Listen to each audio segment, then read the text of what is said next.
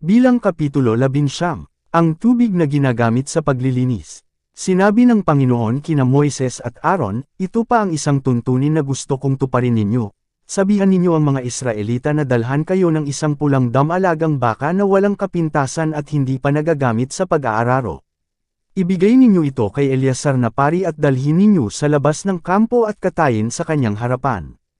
Pagkatapos, kukuha si Eleazar ng dugo nito sa pamamagitan ng kanyang daliri, at iwiwasek ito ng 7 beses sa harapan ng toldang tipanan. At habang nakatingin si Eleazar, susunugan ng buong baka ang balat, ang laman, dugo at mga bituka nito. Pagkatapos, kukuha si Eleazar ng isang putol ng punong sidro, isang sanga ng tanim na aisopo at pulang panali na ihahagis lahat sa sinusunog na baka. Pagkatapos, kailangang labhan ni Eleazar ang kanyang damit at maligo siya. At pagkatapos, makakapasok na siya sa kampo, pero ituturing siyang marumi hanggang hapon. Ang taong nagsunog ng baka ay kailangang maglaba rin ng kanyang damit at maligo, at ituturing din siyang marumi hanggang hapon. Ang taong itinuturing na malinis ang siyang kukuha ng abo ng baka, at ilalagay niya ito sa isang lugar na itinuturing na malinis sa labas ng kampo.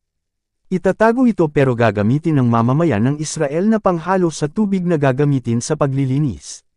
Ginagamit ang seremonyang ito para mawala ang kasalanan. Kailangang labhan ng taong kumuha ng abo ng baka ang kanyang damit, at ituturing din siyang marumi hanggang sa hapon. Ang tuntuning ito ay dapat tuparin ng mga Israelita at dayuhan na naninirahang kasama ninyo magpakailanman. Ang sinumang hihipo sa bangkay ay ituturing na marumi sa loob ng 7 araw. Kailangang linisin niya ang kanyang sarili ng tubig na ginagamit sa paglilinis sa 3 at 7 araw. Pagkatapos, ituturing na siyang malinis. Pero kung hindi siya maglilinis sa 3 at 7 araw, hindi siya ituturing na malinis. Ang sinumang makakahipo sa bangkay na hindi naglinis ng kanyang sarili ay para na rin niyang dinungisan ang tolda ng Panginoon. Kailangang huwag na ninyong ituring na kababayan ang taong iyon. Dahil hindi siya nawisikan ng tubig na ginagamit sa paglilinis, marumi pa rin siya. Ito ang tuntunin kung may taong mamatay sa loob ng tolda, ang sinumang pumasok sa tolda o kaya ay naroon na sa loob ng mamatay ang tao ay ituturing na marumi sa loob ng 7 araw. At ituturing din na marumi ang anumang mga lalagyan sa tolda na walang takip. Ituturing din na marumi sa loob ng 7 araw ang sinumang nasa labas ng kampo na nakahipo ng bangkay, pinatay man ito o namatay sa natural na paraan. Ganoon din sa nakahipo sa buto ng tao o nakahawak ng libingan. Upang mawala ang pagiging marumi, ilagay sa lalagyan ng ibang mga abo ng baka na inihahandog para sa paglilinis at pagkatapos, dadagdagan ito ng tubig.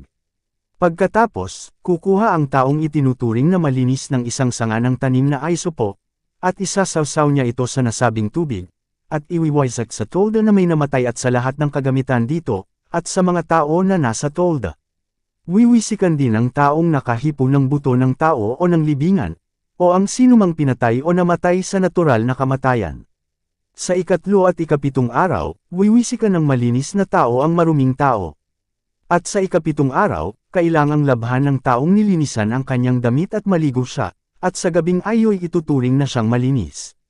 Pero kung ang taong marumi ay hindi maglilinis, huwag na siyang ituring na kababayan ninyo, dahil para na rin niyang dinungisan ang tolda ng Panginoon. At dahil hindi siya nawisikan ng tubig na ginagamit sa paglilinis, marumi pa rin siya. Ang tuntuning ito ay dapat nilang sundin magpakailanman. Ang taong nagwisik ng tubig na ginagamit sa paglilinis ay kailangang maglaba ng kanyang damit, at ang sinumang humipo ng tubig na ginagamit sa paglilinis ay ituturing na marumi hanggang hapon. Ang sinuman o anuman na hahawak o hihipo sa maruming tao ay magiging marumi rin hanggang hapon.